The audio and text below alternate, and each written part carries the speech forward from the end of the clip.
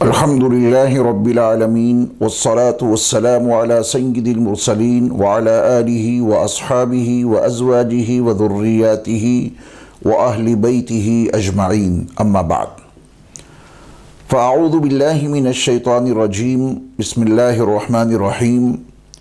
وَإِن يَمْسَسْكَ اللَّهُ بِضُرٍّ فَلَا كَاشِفَ لَهُ إِلَّا هُوَ وَإِن يُرِدْكَ بِخَيْرٍ فَلَا رَادَّ لِفَضْلِهِ۔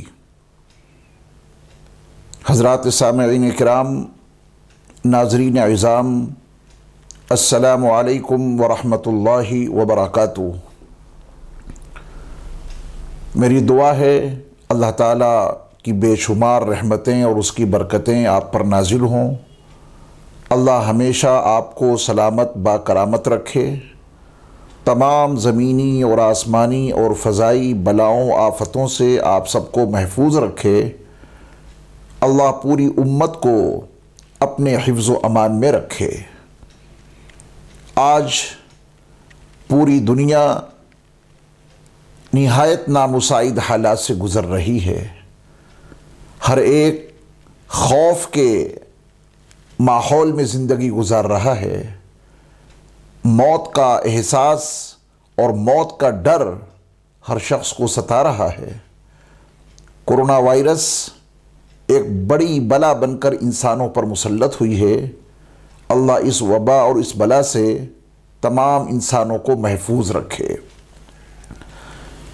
اس ناگہانی آفت سے نمٹنے کے لیے جتنی ہدایات ہمیں اور آپ کو دی جا رہی ہیں، ڈاکٹروں کی طرف سے، منتظمہ کی طرف سے، یہ ہماری اور آپ کی ذمہ داری ہے ان ہدایات پر سختی سے عمل کریں۔ بغیر ضرورت کے گھر سے باہر نہ نکلیں۔ لاک ڈاؤن کا آپ مفہوم پوری طرح سمجھتے ہیں۔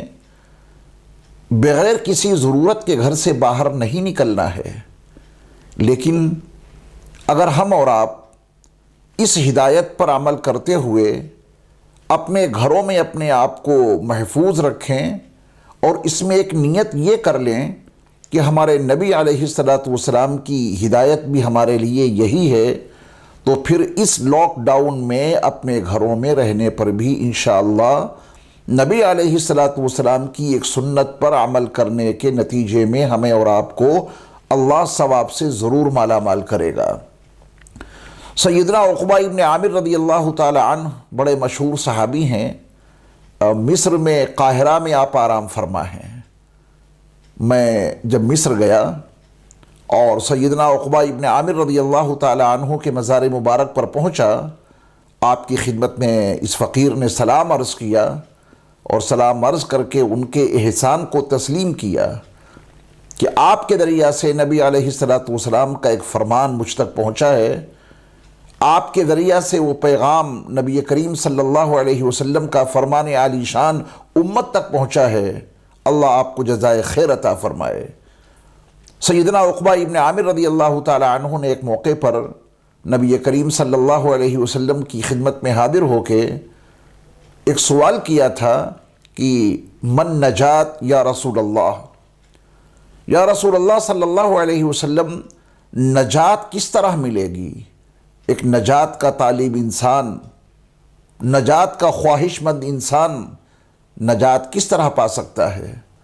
تو اس موقع پر اللہ کے رسول علیہ السلام نے سیدنا عقبہ ابن عامر رضی اللہ تعالی عنہ کو 3 باتیں بتائی تھیں۔ ان 3 ہدایات کے تناظر میں ہمیں اور آپ کو بھی اپنی زندگی کو ڈھالنا ہے انشاءاللہ۔ اللہ کے رسول علیہ السلام نے حضرت عقبہ ابن عامر رضی اللہ تعالی عنہ کو جو پہلی ہدایت دی نجات کی طلب میں، نجات کی تلاش کے لیے اور نجات کے پانے کا جو نسخہ بتایا، وہ پہلا یہ تھا کہ املک علیک لسانک۔ عقبہ، اگر تم نجات کے طلبگار ہو، اگر تمہیں نجات چاہیے تو اپنی زبان پہ قابو پاؤ، اپنی زبان پہ قابو رکھو۔ حضرت عقبہ ابن عامر رضی اللہ تعالی عنہ کو نبی کریم صلی اللہ علیہ وسلم نے جو دوسری ہدایت دی وہ ہمارے اس موضوع سے متعلق ہے۔ آپ علیہ السلام نے فرمایا وَلْيَسَعْكَ بَيْتُكَ، عقبہ تمہارے لیے تمہارا گھر کافی رہے، یعنی بغیر کسی شدید ضرورت کے اپنے گھر سے باہر نہ نکلنا۔ ہاں کوئی ضرورت پیش آئے، کوئی حاجت پیش آئے تو اپنے گھر سے باہر نکل سکتے ہو، لیکن بغیر کسی ضرورت کے اپنے گھر سے باہر نہیں نکلنا ہے۔ وَلْيَسَعْكَ بَيْتُكَ، تمہارا گھر تمہارے لیے کفایت کرتا رہے۔ اگر ہمارے اور آپ کے لیے آج کے اس مرض کے تناظر میں لاک ڈاؤن نافذ ہے اور ہم اور آپ اپنے گھروں میں اپنی زندگی گزار رہے ہیں، تو نبی علیہ السلام کی اس ہدایت کے تناظر میں یہ نیت کر لیں کہ ہمارے نبی علیہ السلام نے نجات کے طالب انسان کو وَلْيَسَعْكَ بَيْتُكَ فرمایا ہے، تو ہمیں اور آپ کو اس لاک ڈاؤن میں اپنے گھروں میں رہنے پر بھی اس سنت کی نیت سے رہنے پر انشاءاللہ اجر عظیم عطا کیا جائے گا۔ نبی علیہ السلام کی سنت پر عمل کرنے کے نتیجے میں اللہ ہمیں اور آپ کو ثواب سے مالا مال کرے گا۔ تیسری ہدایت نبی کریم صلی اللہ علیہ وسلم نے یہ دی کہ وَبْكِ عَلَى خَطِيَّتِكَ، اپنی خطاؤں کو یاد کر کے رو لیا کرنا۔ یہ تین ہدایات ہیں حضرت عقبہ ابن عامر رضی اللہ تعالیٰ عنہ کے اس سوال کے جواب میں کہ من نجات یا رسول اللہ، اے اللہ کے رسول صلی اللہ علیہ وسلم، ہمیں نجات کس طرح حاصل ہوگی؟ تو آپ علیہ السلام نے سیدنا عقبہ ابن عامر رضی اللہ تعالیٰ عنہ کو یہ تین ہدایات دی کہ اپنی زبان پہ قابو رکھو، بغیر کسی ضرورت کے گھر سے باہر نہ نکلو، اور اپنی خطاؤں کو یاد کر کے رو لیا کرو۔ اللہ تعالی ہم سب کو عمل کی توفیق عطا فرمائے۔ تو وَلْيَسَعْكَ بَيْتُكَ کو سامنے رکھ کے ہمیں اور آپ کو لاک ڈاؤن کا جو قانون ہے اس کی پاسداری کرنا ہے، بغیر ضرورت کے گھر سے باہر نہیں نکلنا ہے۔ یہی احتیاط کا تقاضا ہے۔ جو طبی ماہرین ہیں وہ دنیا کے تمام انسانوں کو بتا رہے ہیں کہ اس وائرس کا مقابلہ کرنے کے لیے آپ کو کیا کچھ کرنا ہے۔ ہمیں اور آپ کو ان ہدایات پہ عمل کرنا ہے، کیونکہ علاج کی جو سب سے پہلی منزل ہے وہ احتیاط ہی تو ہے۔ انسان جتنی احتیاط رکھے گا، اپنے آپ کو جتنا محتاط بنا کے رکھے گا، جتنا پرہیز کرے گا، اسی قدر اس کے علاج میں اور بیماری کا مقابلہ کرنے میں اس کو سہولت حاصل ہوگی۔ اس لیے ہمیں اور آپ کو بغیر ضرورت کے، بلکہ یوں کہیے کہ بغیر کسی شدید ضرورت کے گھر سے باہر نہیں نکلنا ہے۔ اکابر علماء نے، مفتیان کرام نے ان نامساعد حالات میں ہمارے اور آپ کے لیے مسجدوں میں جانے کے لیے بھی پابندی لگا دی ہے۔ بس چند آدمی مسجد میں جا کر اللہ کے گھر کو آباد رکھیں اور باقی لوگ اپنے گھروں میں ہی نمازوں کا اہتمام رکھیں۔ تو جب مسجدوں میں جانے کے لیے بھی پابندی لگی ہوئی ہے تو پھر بغیر کسی ضرورت کے گھر سے باہر نکلنا اور اپنی زندگی کو باہر گزارنا، لوگوں سے ملاقاتیں کرنا بے مقصد، یہ سب نقصان دہ ہے۔ اس وائرس کا مقابلہ کرنے کے لیے ہمیں اور آپ کو چاہیے کہ لاک ڈاؤن میں اس قانون کی پاسداری کریں اور نبی علیہ السلام کے فرمان عالی شان کو بھی اپنے سامنے رکھیں، تاکہ ہمارا جو وقت گھر میں گزر رہا ہے اس میں سنت پر عمل کرنے کا ثواب بھی ہمیں اور آپ کو ملتا رہے۔ اس موقع پر جو چند ہدایات ہمیں اور آپ کو دی گئی ہیں، حکومت کی طرف سے بھی، ڈاکٹروں کی طرف سے بھی ہمیں اور آپ کو ان کی پاسداری کرنی ہے۔ مثال کے طور پہ صفائی ستھرائی کا خاص خیال رکھا جائے۔ گندگی سے بھی بیماریاں پھیلتی ہیں۔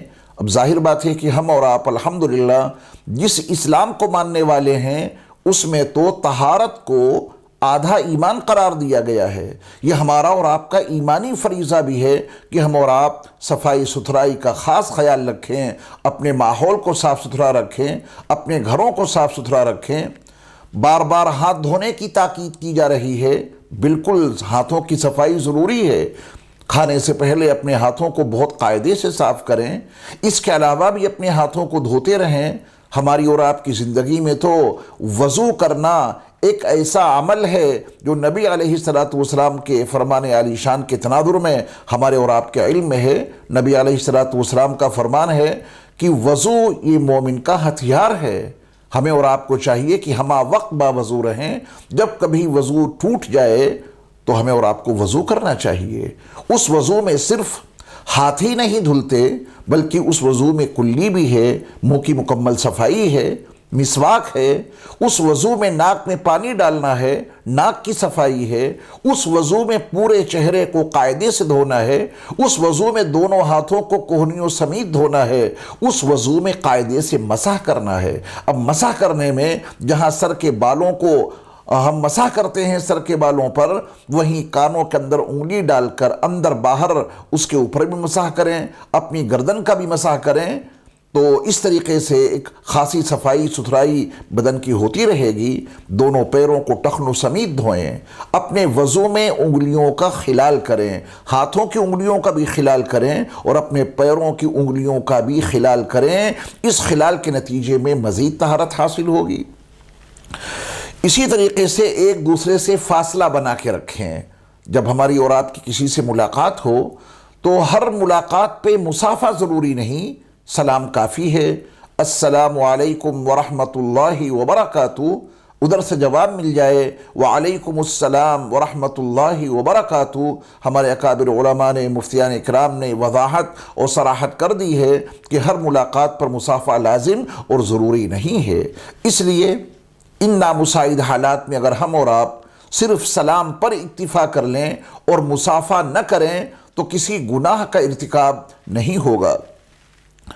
اسی طریقے سے ہمیں اور آپ کو ایک اور مزید بات کا خاص خیال رکھنا ہوگا کہ روزی جو بھی ہم استعمال کریں، جو بھی ہم غذائیں استعمال کرتے ہیں تو پاکیزہ روزی ہو، حلال روزی ہو، کیونکہ ہمارے بدن میں غذا کے طور پر جو روزی داخل ہوتی ہے اس کے اپنے اثرات ہوتے ہیں، لہذا حلال اور پاکیزہ روزی ہی استعمال کریں۔ اس کے ذریعہ سے بھی انسان کی قوت مدافعت بڑھتی ہے، دفاعی قوت انسان کے اندر پیدا ہوتی ہے۔ تو یہ چند تدابیر جو ہمیں اور آپ کو بتائی جا رہی ہیں، ہماری اور آپ کی ذمہ داری ہے کہ اس کے اوپر پابندی کے ساتھ میں عمل کریں۔ نبی کریم صلی اللہ علیہ وسلم نے اس مقام پر جانے کو منع کیا ہے جہاں طاعون جیسی بیماری یا اور کوئی وبائی مرض پھیلا ہوا ہو۔ اگر کہیں طاعون ہے تو نبی علیہ السلام کی خاص ہدایت ہے کہ اس مقام پہ جو لوگ رہ رہے ہیں وہ اس شہر کو چھوڑ کر کہیں اور نہ جائیں، اور باہر کے لوگوں کے لیے ہدایت ہے کہ وہ اس شہر میں داخل نہ ہو۔ اب نبی علیہ السلام کی اس ہدایت کے تناظر میں اگر آدمی اس نیت سے اس بستی کو نہ چھوڑے جہاں کوئی وبائی مرض پھیلا ہوا ہے کہ ہمارے نبی علیہ السلام نے اس بستی کو چھوڑنے سے منع کیا ہے، اور کوئی شخص باہر سے اس بستی میں اس نیت سے داخل نہ ہو کہ ہمارے نبی علیہ السلام نے اس بستی میں داخل ہونے کو منع کیا ہے، تو جو ڈاکٹروں کی ہدایات ہیں اس پر بھی عمل ہو جائے گا، اور اس نیت کے کرنے کی بنیاد پر انشاءاللہ سنت پر عمل کرنے کا بھی ثواب حاصل ہو جائے گا۔ مومن تو یقین کی زندگی گزارتا ہے، اللہ کی ذات پہ یقین، اللہ کی ذات سے ہونے کا یقین، اللہ کی ذات پہ بھروسہ، یہ مومن کی مومنانہ صفات کا تقاضا ہے، یہ اس کے ایمان کا تقاضا ہے کہ وہ اللہ کی ذات پہ کامل اور مکمل بھروسہ رکھے۔ اسلام اپنے ماننے والوں کو موت سے کبھی نہیں ڈراتا۔ موت تو برحق ہے، ضرور آئے گی، ضرور آئے گی، ہر ایک کو آئے گی، کل نفس ذائقۃ الموت۔ اور مومن کا یہ بھی یقین رہنا چاہیے کہ موت وقت سے پہلے کبھی نہیں آ سکتی، اور جب وقت آ جائے گا تو ٹل نہیں سکتی۔ جس انسان کے لیے جہاں جب کبھی اور جیسے موت مقدر ہے وہ اسی طرح آ کے رہے گی، اسی مقام پر آ کے رہے گی۔ وَإِن يَمْسَسْكَ اللَّهُ بِضُرٍّ فَلَا كَاشِفَ لَهُ إِلَّا هُوَ وَإِن يُرِدْكَ بِخَيْرٍ فَلَا رَادَّ لِفَضْلِهِ۔ اللہ کے اس فرمان پر ایک مومن کا مکمل یقین ہونا چاہیے کہ اگر اللہ تمہیں کسی مصیبت میں مبتلا کرنا چاہے تو کائنات کی کوئی طاقت وہ مصیبت تم سے دور نہیں کر سکتی، اور اگر اللہ تمہیں کسی بھلائی سے، کسی خیر سے مالا مال کرنا چاہیں تو پھر دنیا کی وہ کون طاقت ہے جو تم سے اس بھلائی کو چھین لے۔ تو موت برحق ہے، مومن موت سے ڈرتا نہیں ہے، نہ اسلام نے اپنے ماننے والوں کو موت سے ڈرایا ہے، البتہ اسلام نے موت کی تیاری کا حکم دیا ہے، موت کی تیاری کرنے کی تاکید کی ہے۔ اس عالم دنیا کے بعد عالم برزخ میں جانا ہے، اور عالم برزخ سے عالم آخرت میں منتقل ہونا ہے۔ وہ عالم برپا ہو کر رہے گا جہاں انسان کو اس دنیا کی زندگی کا پورا حساب کتاب دینا ہوگا۔ اگر کسی نے اس دنیا میں ظلم کیا ہے اس کو اس کے ظلم کا بدلہ وہاں مل کر رہے گا، کسی نے عدل اور مساوات کا برتاؤ کیا ہے اس کو اس کا اجر وہاں مل کر رہے گا۔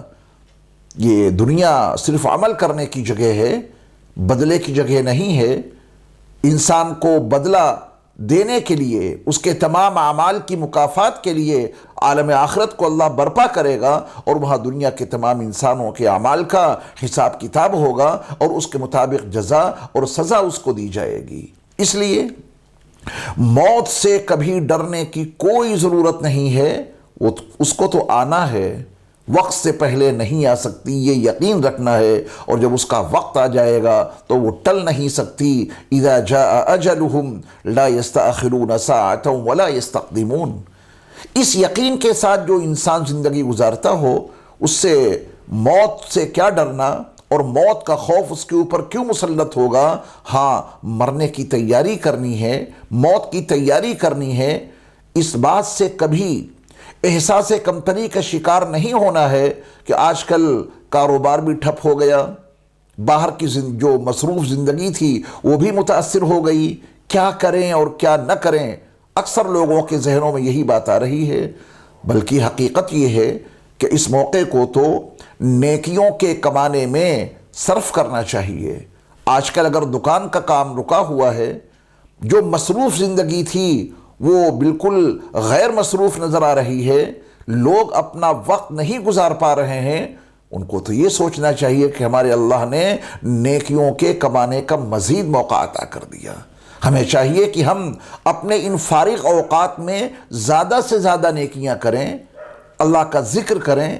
آج کی اس نشست میں انشاءاللہ چند معمولات آپ کی خدمت میں عرض کروں گا جو آپ کو اپنے گھر میں ادا کرنے ہیں، اس کی برکت سے بلائیں بھی ٹلیں گی، مصیبتیں بھی دور ہوں گی، اللہ کے عذاب سے بھی حفاظت ہوگی اور اللہ تعالیٰ کی خصوصی رحمت نازل ہوگی۔ اس سلسلے میں آج کی اس نشست میں چند باتیں آپ کو ملحوظ خاطر رکھنی ہیں۔ چونکہ لاک ڈاؤن چل رہا ہے، لوگ اپنے گھروں میں رہ رہے ہیں، وقت نہیں گزر پا رہا ہے، صحیح صورتحال یہ ہے کہ انسان محفلوں میں کچھ پارسا بن کے دکھا دیتا ہے، محفلوں میں نیک بن جاتا ہے، محفلوں میں پاک بن جاتا ہے۔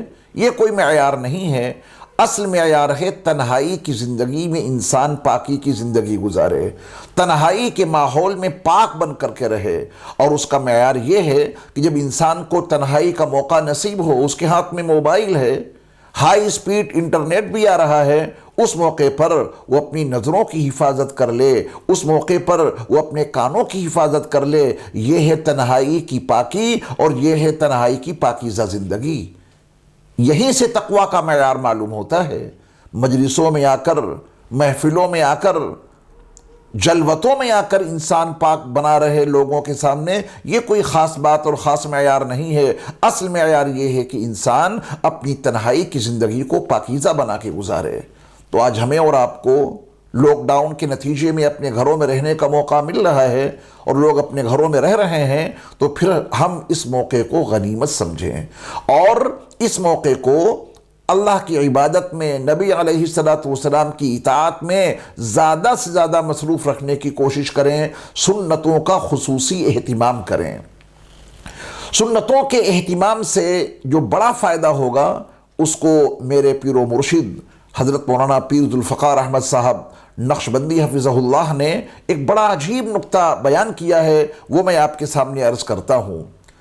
کفار مکہ، مشرکین مکہ نے ایک موقع پر اپنے اللہ سے اپنے حق میں ایک بد دعا کر ڈالی۔ اگر وہ چاہتے تو اپنے اللہ سے ہدایت مانگ لیتے، اگر وہ چاہتے تو اپنے اللہ سے رحمتوں کو طلب کر لیتے، لیکن انہوں نے اپنے اللہ سے ہدایت مانگنے کے بجائے، اپنے اللہ سے رحمتوں کا سوال کرنے کے بجائے اپنے لیے بد دعا کر ڈالی۔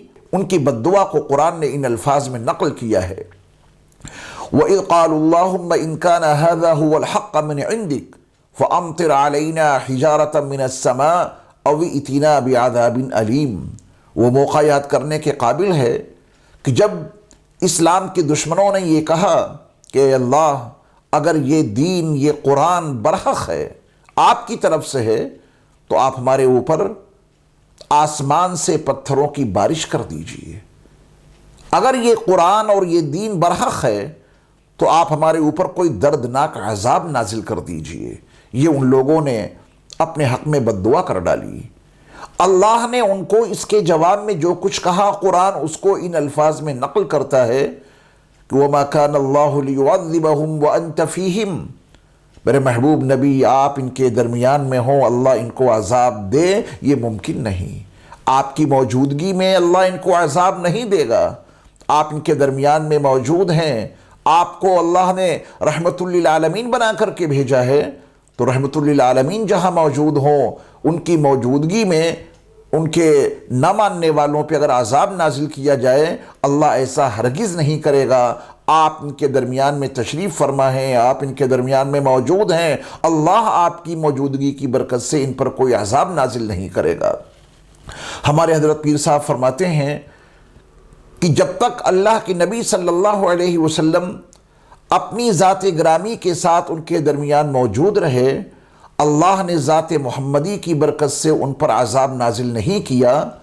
آپ علیہ السلام جب دنیا سے تشریف لے گئے، آپ کے بعد آپ کی مبارک سنتیں موجود ہیں۔ جو لوگ نبی علیہ السلام کی سنتوں پر عمل کرتے رہیں تو اللہ اپنے نبی کی سنتوں کی زندہ کرنے والوں پر بھی عذاب نازل نہیں کرے گا۔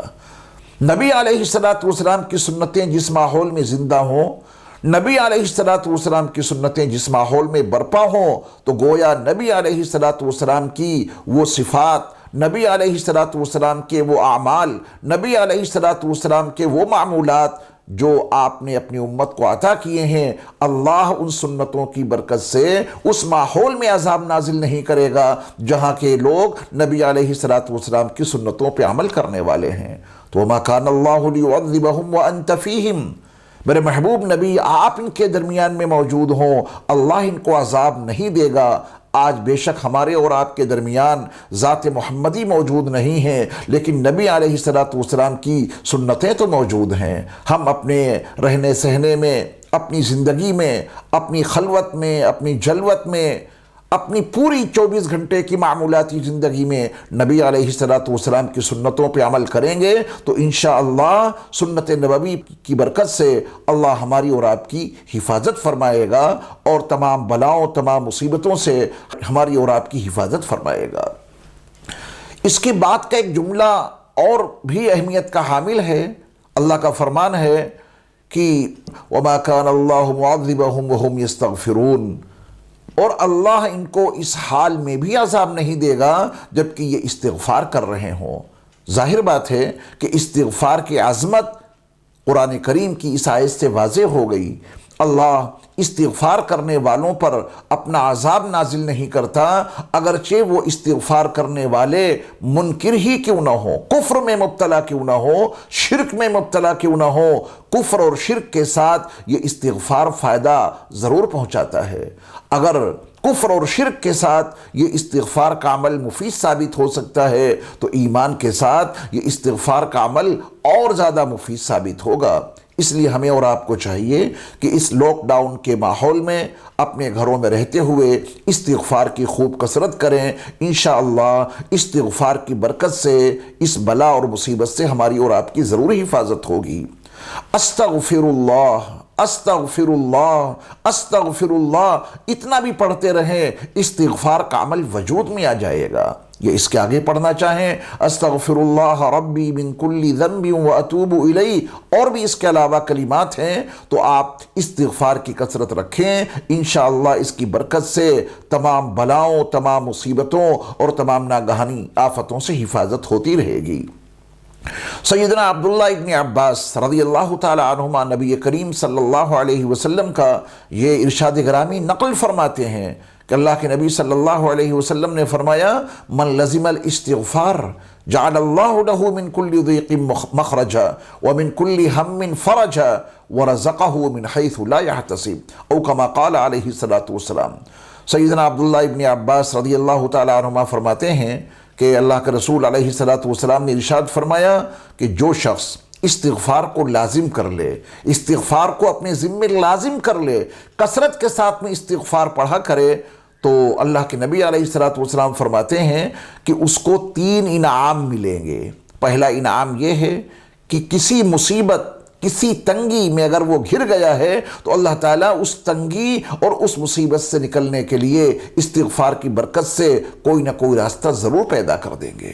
اور دوسرا انعام یہ ہے کہ وَمِن كُلِّ هَمٍّ فَرَجًا، اللہ ہر طرح کی ذہنی تنگی سے، ذہن کی پریشانی سے، اللہ تعالیٰ ذہن کی الجھنوں سے اس کو نجات عطا فرمائیں گے۔ ذہن کی الجھن میں انسان ذہنی الجھن میں مبتلا ہو کے کتنا پریشان ہوتا ہے، اس کا سکون غارت ہو جاتا ہے، اس کا اطمینان ختم ہو جاتا ہے، تو اللہ تعالیٰ ذہن کی الجھنوں سے، ذہنی پریشانیوں سے حفاظت عطا فرمائیں گے استغفار کی برکت سے۔ انسان اپنے غم کو بھلانے کے لیے شراب پیتا ہے، انسان اپنے غم کو بھلانے کے لیے نشے آور گولیاں کھاتا ہے، انسان اپنے غم کو بھلانے کے لیے نشے کے انجیکشن لگاتا ہے۔ کیا یہ غم کا علاج ہے؟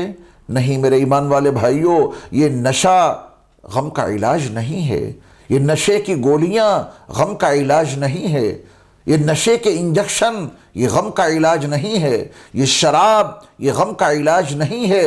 جیسے ہی مدہوشی ختم ہوگی، جیسے ہی نشہ ختم ہوگا، تو خوف کے بادل دل اور دماغ پہ منڈلا رہے ہوں گے۔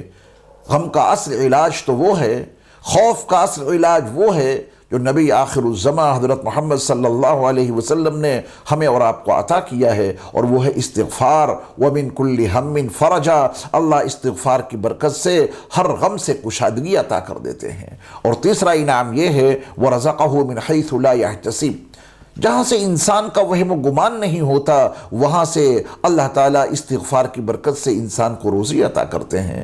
اس لیے ہمیں اور آپ کو چاہیے کہ ان فارغ اوقات میں، لاک ڈاؤن کی صورتحال میں، جب ہم اور آپ اپنے گھروں میں اپنی اوقات گزار رہے ہیں، تو استغفار کی کثرت رکھیں۔ انشاءاللہ اس کی برکت سے بہت سی بلاؤں اور بہت سی مصیبتوں سے ہماری اور آپ کی حفاظت ہوتی رہے گی، اور وہ فائدہ بھی ملے گا جو میں نے ابھی اس حدیث کے تناظر میں آپ کے سامنے پیش کیا۔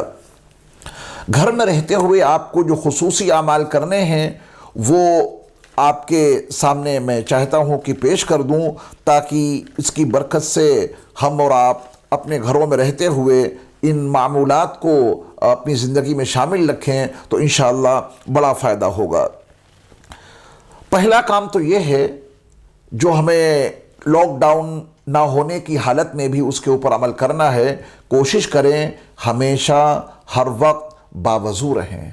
اس میں یہی قید نہیں ہے کہ آپ کوئی عبادت کرنا چاہیں، قرآن کریم ہاتھ میں لے کے تلاوت کرنا چاہیں یا نماز پڑھنا چاہیں تبھی وضو کریں، نہیں، اپنے معمول میں شامل کر لیجئے کہ ہمیں ہر وقت انشاءاللہ باوضو رہنا ہے۔ نبی علیہ الصلوۃ والسلام کی سنت ہے سونے سے پہلے وضو کرنا ہے، اس کی بڑی برکات ہیں، اس کی بڑے فوائد ہیں، تو باوضو رہنے کی کوشش کریں، انشاءاللہ اس کے ذریعہ سے بہت سارے فائدے حاصل ہوں گے۔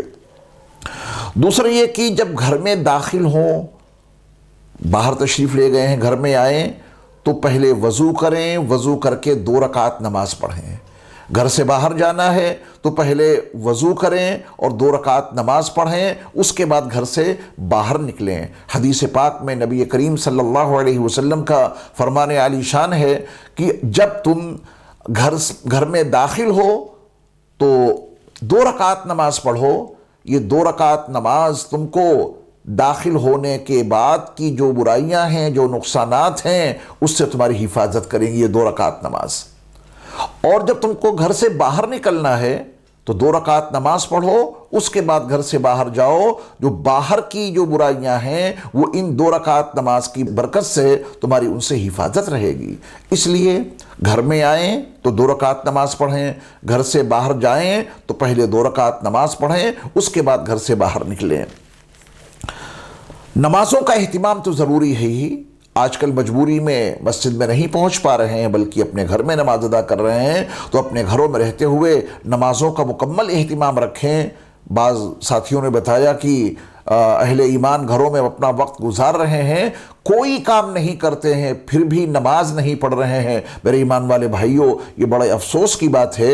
گھروں میں رہ رہے ہیں، اللہ کی عبادت میں، رسول علیہ الصلوۃ والسلام کی اطاعت میں اپنے آپ کو مصروف رکھیں، نمازوں کا مکمل اہتمام رکھیں، تہجد کا بھی اہتمام ہو۔ 5 وقتہ نمازیں جو فرض ہیں ان کا تو اہتمام ضروری ہے، اس کے علاوہ چاشت ہے، اشراق ہے، چاشت ہے، تہجد کی نماز ہے، اس کا بھی خصوصی اہتمام رکھیں۔ اللہ تعالیٰ نے اتنا موقع عطا کیا ہے تو زیادہ سے زیادہ نیکیوں کو کمانے کی کوشش کریں۔ قرآن مجید کی تلاوت کا بھی اہتمام رکھیں۔ گھروں میں قرآن مجید پڑھا جاتا ہے تو اللہ تعالیٰ اس کی برکات سے مالا مال کرتے ہیں۔ قرآن تو وہ کلام ہے اللہ کا کہ اس کو جہاں پڑھا جاتا ہے وہاں رحمتیں برکتیں نازل ہوتی ہیں، اس لیے اس موقع پر اپنے گھروں میں قرآن مجید کی تلاوت کا خاص اہتمام رکھیں۔ اب کچھ معمولات ہیں وہ میں عرض کیے دیتا ہوں جو آپ کو کرنے ہیں انشاءاللہ۔ شیخ الاسلام حضرت مولانا مفتی محمد تقی عثمانی صاحب کے حوالے سے ایک عمل بتا رہا ہوں آپ کو۔ 3 مرتبہ سورہ فاتحہ پڑھیں، 3 مرتبہ سورہ فاتحہ یعنی الحمدللہ رب العالمین، یہ مکمل سورت۔ 3 مرتبہ سورہ اخلاص پڑھیں یعنی قل هو اللہ احد کی مکمل سورت، اور 313 مرتبہ حسبنا اللہ ونعم الوکیل۔ انشاءاللہ اس وظیفے کی برکت سے تمام بلاؤں تمام مصیبتوں سے حفاظت رہے گی، اور جو یہ مصیبت وائرس کی شکل میں موجود ہے اللہ اس سے بھی حفاظت فرمائیں گے۔ اسی طرح لا الہ الا انت سبحانک انی کنت من الظالمین، اس کو بھی کثرت کے ساتھ میں پڑھیں۔ حضرت یونس علیہ السلام نے اس کو مچھلی کے پیٹ میں پڑھا تھا تو اللہ تعالیٰ نے اس کی برکت سے ان کو مچھلی کے پیٹ سے باہر نکالا۔ ہم اور آپ بھی ایک مصیبت میں گھرے ہوئے ہیں، انشاءاللہ اس کے پڑھنے سے اللہ اس مصیبت سے ہمیں اور آپ کو نکالیں گے۔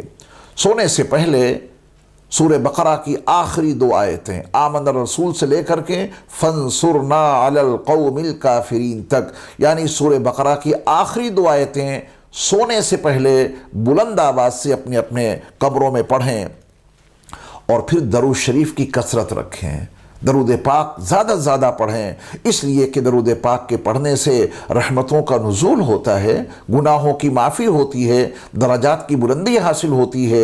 تو درود پاک کی کثرت سے بھی انشاءاللہ تمام بلاؤں تمام مصیبتوں اور تمام ناگہانی آفتوں سے اللہ ہماری اور آپ کی حفاظت کرے گا۔ اللہ ہمیں اور آپ کو عمل کی توفیق عطا فرمائے، اور تمام بلاؤں تمام مصیبتوں اور تمام ناگہانی آفتوں سے تمام انسانوں کی حفاظت فرمائے۔ السلام علیکم ورحمۃ اللہ وبرکاتہ۔